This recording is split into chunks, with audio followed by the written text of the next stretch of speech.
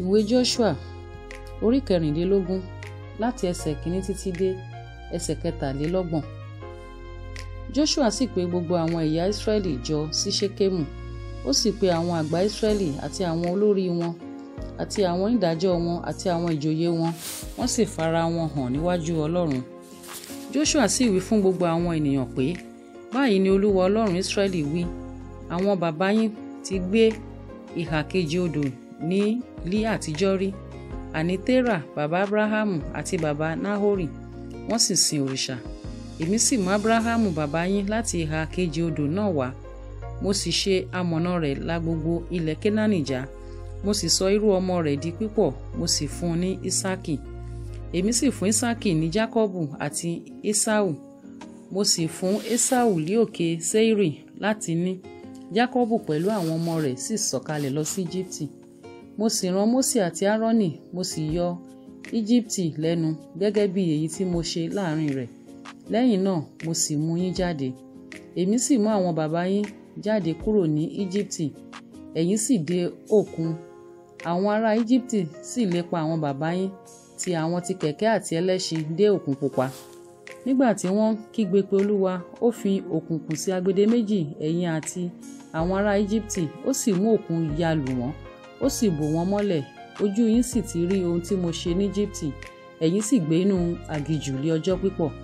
Èmi sì mú yín wá sí ilẹ̀ àwọn Ámórì tí ń gbé ìhà kejì Jọ́dánì, wọ́n sì bá yín jà, èmi sì fi wọ́n lé yín lọ́wọ́, ẹ̀yin sì ní ilẹ̀ wọn, èmi sì run wọ́n kúrò níwájú yín.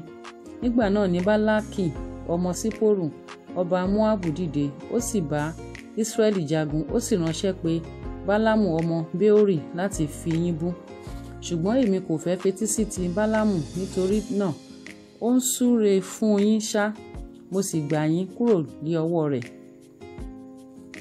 Ẹ̀yin sì gòkè Jọ́dánì, ẹ sì dé Jẹ́ríkò, àwọn ọkùnrin Jẹ́ríkò sì fi ìjà fún yín, àwọn Ámórì àti àwọn Pẹ́rísì àti àwọn ará Kénáánì àti àwọn Hítì àti àwọn Gígáṣì, àwọn Hífì àti àwọn Jébúsì, èmi sì fi wọ́n lé yín lọ́wọ́.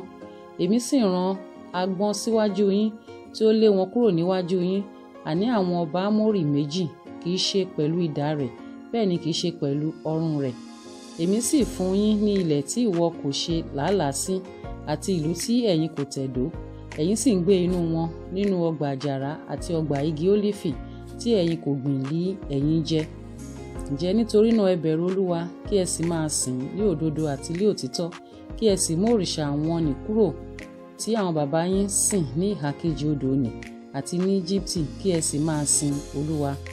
Bí ó bá sì ṣe búburú lé ojú yín láti sin Olúwa, ẹ̀yin ẹni tí ẹ̀yin ò máa sìn lé òní, bí òrìṣà wọn ni ti àwọn bàbá yín tí ó wà ní ìhà kejì odò tí ń sìn, tàbí àwọn òrìṣà àwọn Ámórì ní ilẹ̀ ẹni tí ẹ̀yin ń gbé.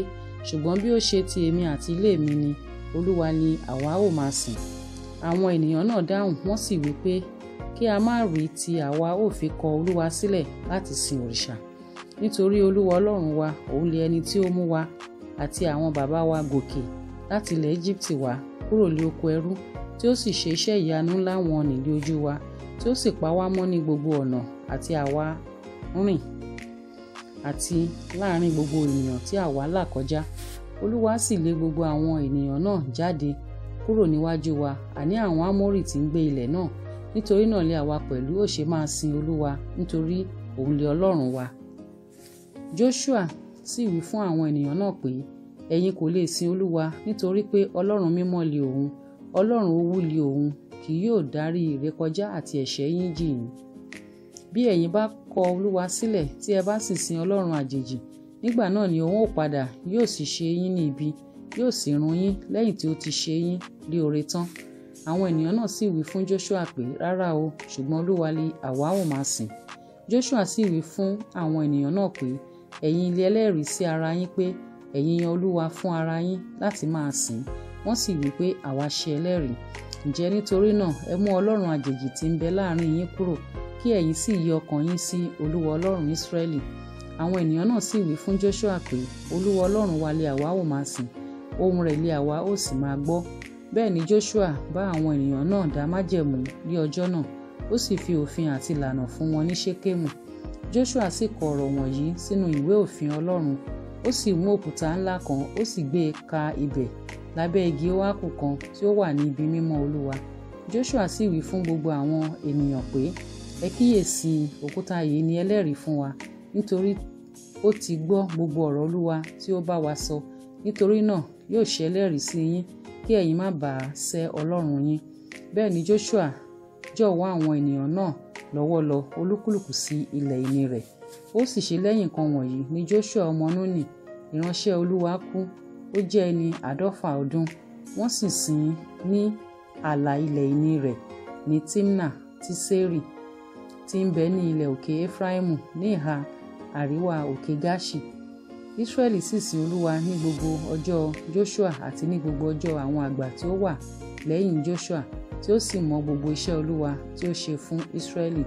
Egungun Jósẹ́fù tí àwọn ọmọ Israẹli gbé gòkè láti Íjíbítì wá ni wọ́n sì sìn ní Ṣékémù, ní ìpín ilẹ̀ tí Jákọ́bù rà lọ́wọ́ àwọn ọmọ Ámórì baba Ṣékémù ní 100 owó, ó sì di ilẹ̀ ìní àwọn ọmọ Jósẹ́fù.